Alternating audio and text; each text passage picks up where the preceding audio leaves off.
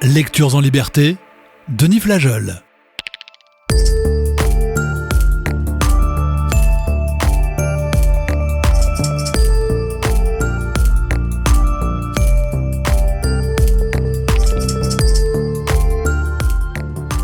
Bonsoir.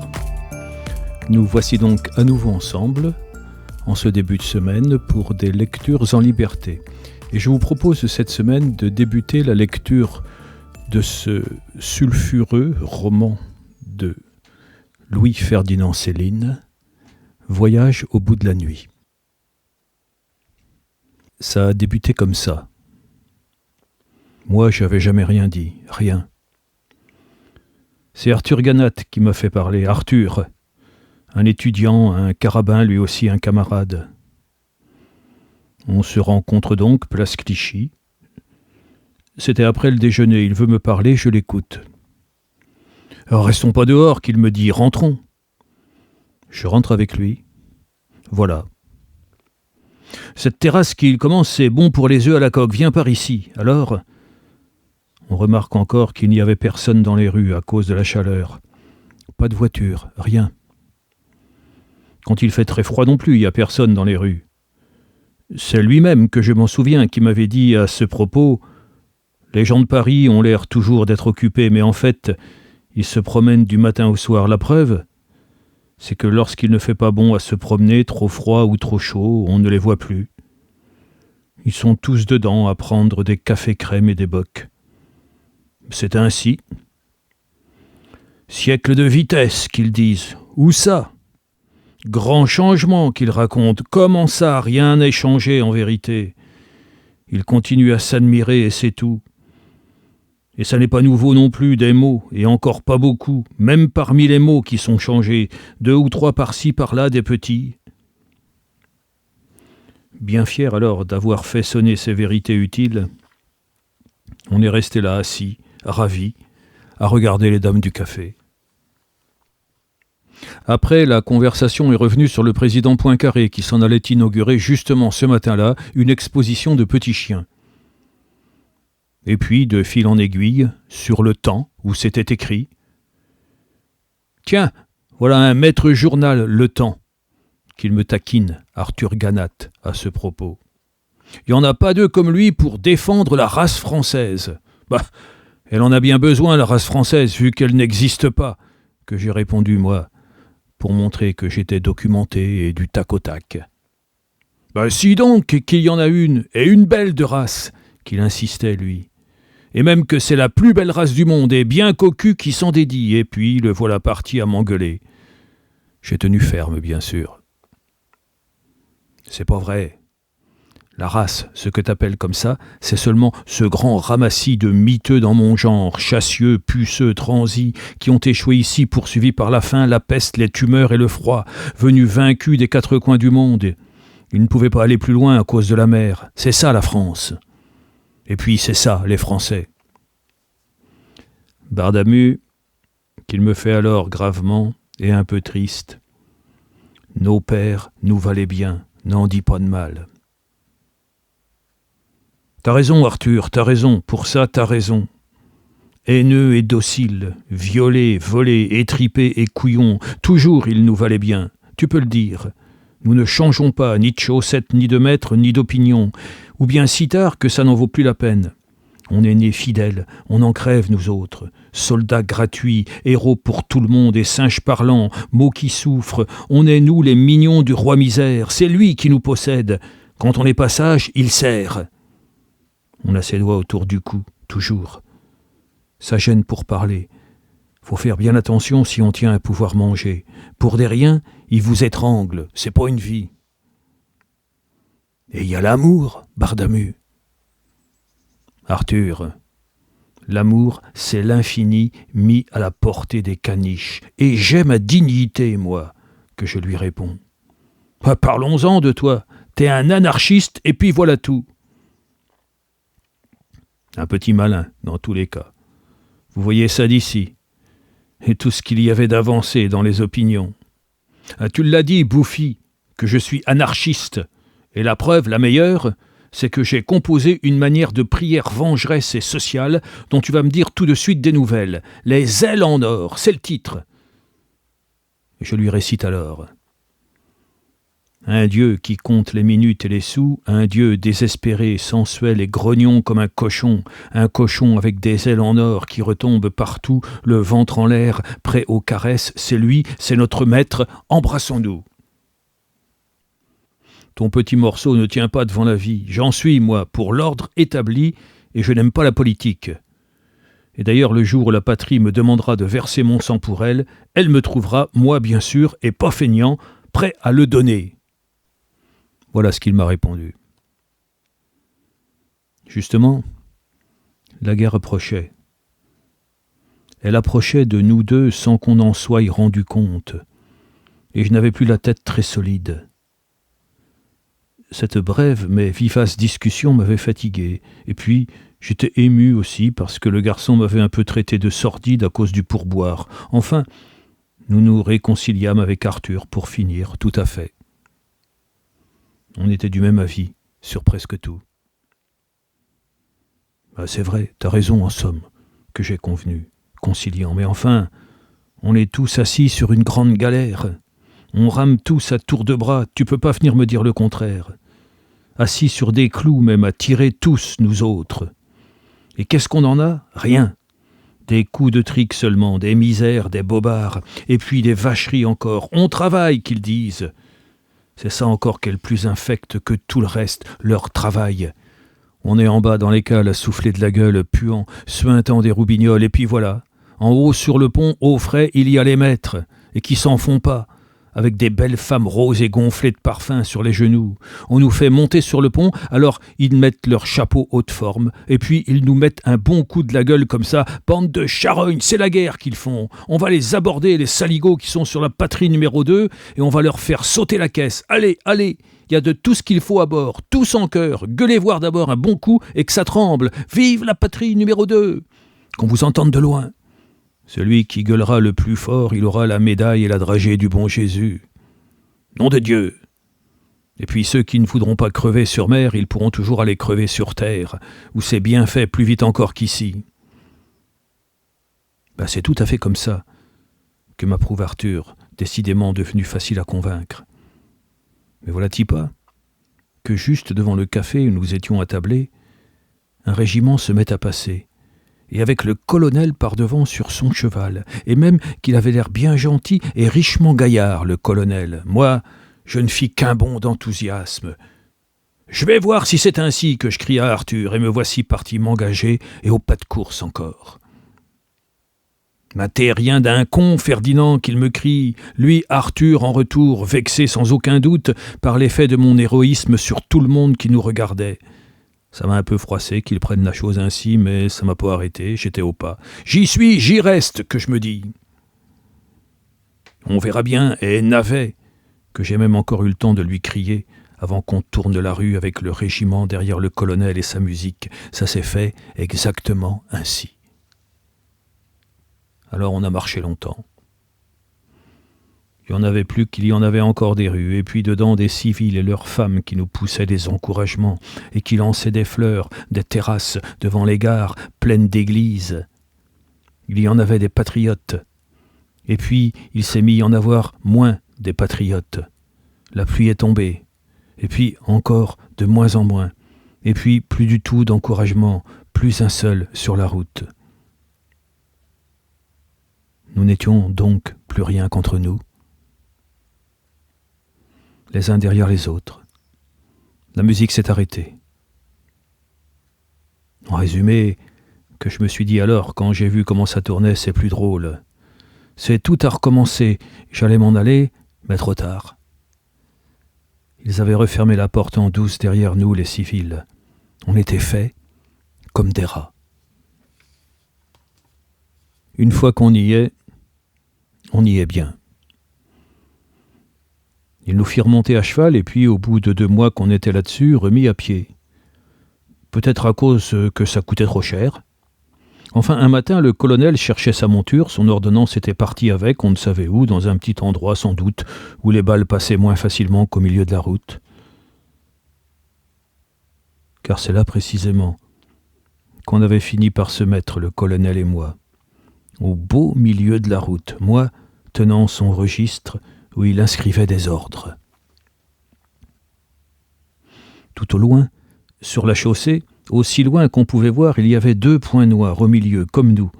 Mais c'étaient 2 Allemands, bien occupés à tirer depuis un bon quart d'heure. Lui, notre colonel, savait peut-être pourquoi ces 2 gens-là tiraient, les Allemands, aussi peut-être qu'ils savaient, mais moi, vraiment, je ne savais pas. Aussi loin que je cherchais dans ma mémoire, je ne leur avais rien fait aux Allemands. J'avais toujours été bien aimable et bien poli avec eux. Je les connaissais un peu, les Allemands. J'avais même été à l'école chez eux, étant petit, aux environs de Hanovre. J'avais parlé leur langue. C'était alors une masse de petits crétins gueulards avec des yeux pâles et furtifs comme ceux des loups. On allait toucher ensemble les filles après l'école dans les bois d'alentour et on tirait aussi à l'arbalète et au pistolet, qu'on achetait même 4 marks. On buvait de la bière sucrée. Mais de là à nous tirer maintenant dans le coffret, sans même venir nous parler d'abord et en plein milieu de la route, il y avait de la marge, et même un abîme. Trop de différence. La guerre, en somme, c'était tout ce qu'on ne comprenait pas. Ça ne pouvait pas continuer. Il s'était donc passé dans ces gens-là quelque chose d'extraordinaire, que je ne ressentais, moi, pas du tout. J'avais pas dû m'en apercevoir.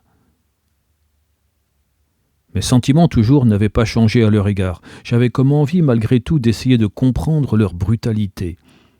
Mais plus encore, j'avais envie de m'en aller. Énormément, absolument, tellement tout cela m'apparaissait soudain comme l'effet d'une formidable erreur. Dans une histoire pareille, il n'y a rien à faire. Il n'y a qu'à foutre le camp. Que je me disais, après tout. Lectures en liberté. Denis Flageol. Retour à Voyage au bout de la nuit, après la musique. Au-dessus de nos têtes, à 2 mm, à 1 mm peut-être des tempes, venaient vibrer l'un derrière l'autre ces longs fils d'acier tentants que tracent les balles qui veulent vous tuer dans l'air chaud d'été. Jamais je ne m'étais senti aussi inutile parmi toutes ces balles et les lumières de ce soleil. Une immense, universelle moquerie. Je n'avais que 20 ans d'âge à ce moment-là. Ferme déserte au loin, des églises vides et ouvertes, comme si les paysans étaient partis de ces hameaux pour la journée, tous, pour une fête, à l'autre bout du canton, et qu'ils nous eussent laissé en confiance tout ce qu'ils possédaient, leurs campagnes, les charrettes, brancards en l'air, leurs champs, leurs enclos, la route, les arbres, et même les vaches, un chien avec sa chaîne, tout, quoi. Pour qu'on se trouve bien tranquille à faire ce qu'on voudrait pendant leur absence. Ça avait l'air gentil de leur part. Tout de même, s'il n'était pas ailleurs, que je me disais, s'il y avait encore eu du monde par ici, on ne se serait sûrement pas conduit de cette ignoble façon, aussi mal, on n'aurait pas osé devant eux. Mais il n'y avait plus personne pour nous surveiller, plus que nous, comme des mariés qui font des cochonneries quand le monde est parti. Je me pensais aussi, derrière un arbre, que j'aurais bien voulu le voir ici, moi, le Déroulède, dont on m'avait tant parlé, m'expliquer comment qu'il faisait, lui, quand il prenait une balle en plein bidon. Ces Allemands accroupis sur la route, têtus et tirailleurs, tiraient mal, mais ils semblaient avoir des balles à en revendre, des pleins magasins sans doute. La guerre, décidément, n'était pas terminée. Notre colonel, il faut dire ce qui est, manifestait une bravoure stupéfiante. Il se promenait au beau milieu de la chaussée, et puis de long en large parmi les trajectoires, aussi simplement que s'il avait attendu un ami sur le quai de la gare, un peu impatient seulement. Moi, d'abord, la campagne, faut que je le dise tout de suite, j'ai jamais pu la sentir. Je l'ai toujours trouvée triste, avec ces bourbiers qui n'en finissent pas, ces maisons où les gens n'y sont jamais, et ces chemins qui ne vont nulle part. Mais quand on y ajoute la guerre en plus, c'est à pas y tenir. Le vent s'était levé, brutal, de chaque côté des talus. Les peupliers mêlaient leurs rafales de feuilles aux petits bruits secs qui venaient de là-bas sur nous. Ces soldats inconnus nous rataient sans cesse, mais tout en nous entourant de 1000 morts, on s'en trouvait comme habillés. Je n'osais plus remuer. Ce colonel, c'était donc un monstre. À présent, j'en étais assuré, pire qu'un chien. Il n'imaginait pas son trépas. Je conçus en même temps qu'il devait y en avoir beaucoup des comme lui dans notre armée, des braves. Et puis tout autant, sans doute, dans l'armée d'en face. Qui savait combien? 1, 2, plusieurs millions peut-être en tout. Dès lors, ma frousse devint panique. Avec des êtres semblables, cette imbécilité infernale pouvait continuer indéfiniment. Pourquoi s'arrêterait-il? Jamais je n'avais senti plus implacable la sentence des hommes et des choses. Serais-je donc le seul lâche sur la terre, pensai-je, et avec quel effroi! Perdu parmi 2 millions de fous héroïques et déchaînés et armés jusqu'aux cheveux, avec casque, sans chevaux, sur moto, hurlant en auto, sifflant, tirailleurs, comploteurs, volant, à genoux, creusant, se défilant, caracolant dans les sentiers, pétaradant, enfermés sur la terre comme dans un cabanon pour y tout détruire, Allemagne, France et continent, tout ce qui respire, détruire, plus enragés que les chiens, adorant leur rage, ce que les chiens ne font pas, 100 000 fois plus enragés que 1000 chiens et tellement plus vicieux. Nous étions jolis. Décidément, je le concevais, je m'étais embarqué dans une croisade apocalyptique. On est puceau de l'horreur comme on l'est de la volupté. Comment aurais-je pu me douter, moi, de cette horreur en quittant la place Clichy?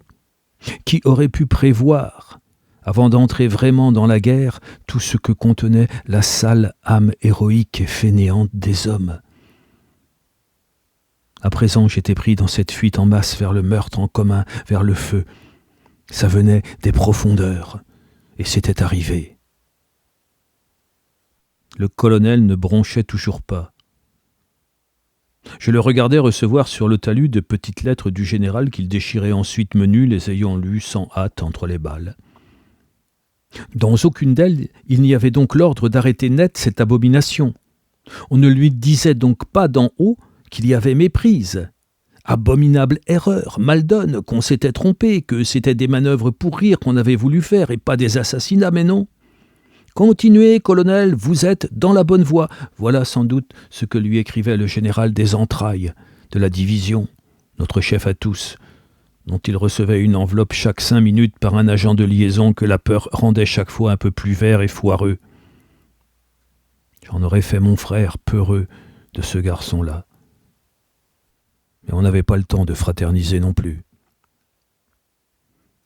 Donc, pas d'erreur. Ce qu'on faisait à se tirer dessus comme ça, sans même se voir, n'était pas défendu. Cela faisait partie des choses qu'on peut faire sans mériter une bonne engueulade. C'était même reconnu, encouragé sans doute par les gens sérieux, comme le tirage au sort, les fiançailles, la chasse à courre. Rien à dire. Je venais de découvrir d'un coup la guerre tout entière. J'étais dépucelé. Faut être à peu près seul devant elle, comme je l'étais à ce moment-là, pour bien la voir, la vache, en face et de profil. On venait d'allumer la guerre entre nous et ceux d'en face, et à présent, ça brûlait. Comme le courant entre les deux charbons dans les lampes à arc. Et il n'était pas près de s'éteindre, le charbon. On y passerait tous, le colonel, comme les autres, tout mariole qu'il semblait être, et sa carne ne ferait pas plus de rôti que la mienne quand le courant d'en face lui passerait entre les deux épaules. Il y a bien des façons d'être condamné à mort. Ah, combien n'aurais-je pas donné à ce moment-là pour être en prison au lieu d'être ici, moi, crétin, pour avoir par exemple, quand c'était si facile, prévoyant, volé quelque chose quelque part, quand il était encore temps. On ne pense à rien. De la prison, on en sort vivant. Pas de la guerre. Tout le reste, c'est des mots. Si seulement j'avais eu encore le temps, mais je ne l'avais plus. Il n'y avait plus rien à voler. Comme il ferait bon dans une petite prison pépère que je me disais où les balles ne passent pas, ne passent jamais. J'en connaissais une toute prête au soleil au chaud, dans un rêve, celle de Saint-Germain précisément, si proche de la forêt, je la connaissais bien, je passais souvent par là autrefois, comme on change. J'étais un enfant alors, elle me faisait peur la prison. C'est que je ne connaissais pas encore les hommes. Je ne croirai plus jamais à ce qu'ils disent, à ce qu'ils pensent. C'est des hommes, et d'eux seulement, qu'il faut avoir peur. Toujours. Combien de temps faudrait-il qu'ils durent, leur délire, pour qu'ils s'arrêtent, épuisés enfin ces monstres ? Combien de temps un accès comme celui-ci peut-il bien durer ? Des mois ?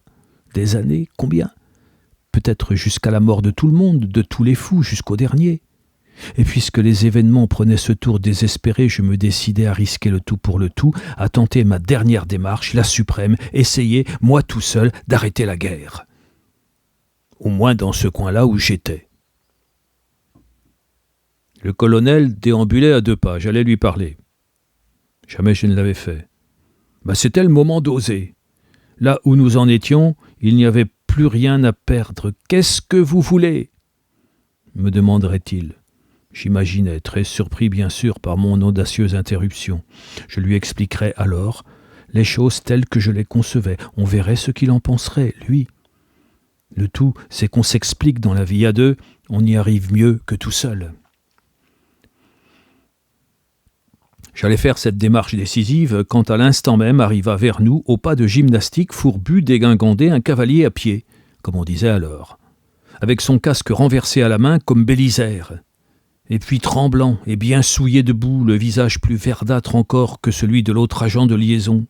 Il bredouillait et semblait éprouver comme un mal inouï ce cavalier à sortir d'un tombeau, et qu'il en avait tout mal au cœur. Il n'aimait donc pas les balles, ce fantôme, lui non plus ? Les prévoyait-il, comme moi ? « Qu'est-ce que c'est ?» l'arrêta net le colonel, brutal, dérangé, en jetant dessus ce revenant une espèce de regard en acier. De le voir ainsi, cet ignoble cavalier, dans une tenue aussi peu réglementaire et tout foirant d'émotion, ça le courrouçait fort, le colonel. Il n'aimait pas du tout cela, la peur. C'était évident. Et puis ce casque à la main, surtout, comme un chapeau melon, achevait de faire joliment mal dans notre régiment d'attaque. Un régiment qui s'élançait dans la guerre. Il avait l'air de la saluer, lui, ce cavalier à pied, la guerre, en entrant. Sous ce regard d'opprobre, le messager vacillant se remit au garde à vous, les petits doigts sur les coutures du pantalon comme il se doit dans ces cas. Il oscillait ainsi, raidi, sur le talus, la transpiration lui coulant le long de la jugulaire, et ses mâchoires tremblaient si fort qu'il en poussait des petits cris avortés, tel un petit chien qui rêve. On ne pouvait plus démêler s'il voulait nous parler, ou bien s'il pleurait. Voilà, donc c'est terminé pour ce soir, la lecture du début de ce roman de Louis-Ferdinand Céline, Le voyage au bout de la nuit. Nous reprendrons la suite du roman demain.